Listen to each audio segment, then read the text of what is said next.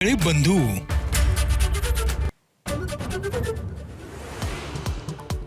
बारामती, फलटण, महाबळेश्वर नगराध्यक्षपदासह काही प्रभागांची निवडणूक पुढे ढकलली। 20 डिसेंबरला मतदान। यवतमाळ, दिग्रस, पांढरकवडा, वणी इथली निवडणूकही पुढे जाण्याची शक्यता। प्रचाराच्या अखेरच्या रविवारी सभांचा धडाका। मुख्यमंत्र्यांच्या सांगली, सोलापूर, कोल्हापूर जिल्ह्यात सभा। उपमुख्यमंत्री शिंदेंचा सिंधुदुर्गात धुमशान, तर अजित पवार पिंचून काढतात पुणे जिल्हा। अजित पवार यांचे सख्खे पुतणे युगेंद्र पवार यांचा आज विवाह सोहळा। अजित पवार सोहळ्याला उपस्थित राहणार का असा प्रश्न। अजित पवारांच्या आज दिवसभर पुणे जिल्ह्यामध्ये प्रचार सभा। संसदेच्या हिवाळी अधिवेशनाच्या पूर्वसंध्येला आज दिल्लीत सर्वपक्षीय बैठक। अधिवेशन सुरळीत पार पाडण्यासाठी सरकारकडून मनधरणी, तर काँग्रेसच्याही रणनीती समितीची आज बैठक।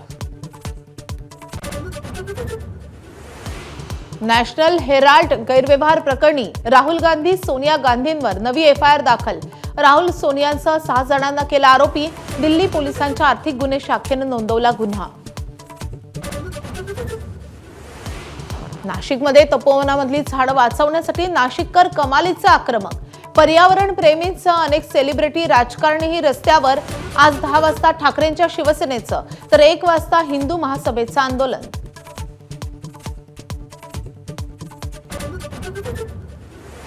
लाखोंचा महसूल बुडवणाऱ्या वादग्रस्त सनबर्न फेस्टिवलचं मुंबईत 19 ते 21 डिसेंबर दरम्यान आयोजन। सरकारकडे मागितली परवानगी, नव्या वादाला तोंड फुटण्याची शक्यता। नवले पुलाजवळ अपघातांची मालिका रोखण्यासाठी आता स्थानिकांचं आंदोलन। राजकीय दौरे पाहण्यात झाल्या पण तोडगा न निघाल्यानं संताप। रास्ता रोको आंदोलनाचा इशारा। काँग्रेसच्या स्टार प्रचारकांची प्रचाराकडे पाठ। प्रदेशाध्यक्ष हर्षवर्धन सपकाळ वगळता स्टार प्रचारकांचा निरुत्साह। खुद्द प्रभारी चेन्नीथलांनी घेतली नाही एकही सभा। हिंदी महासागरामधलं दितवा चक्रीवादळ आज भारताकडे सरकणार। तमिळनाडू, पुदुच्चेरी, आंध्र प्रदेशच्या किनारपट्टीला धडकणार। श्रीलंकेत दितवाचा उत्पात, 153 जणांचा मृत्यू। रांचीच्या मैदानात आज भारत दक्षिण आफ्रिका पहिला वनडे सामना। कसोटी पराभवाची मरगळ झटकून टीम इंडिया मैदानात उतरणार। रोहित, विराटच्या कामगिरीकडे लक्ष।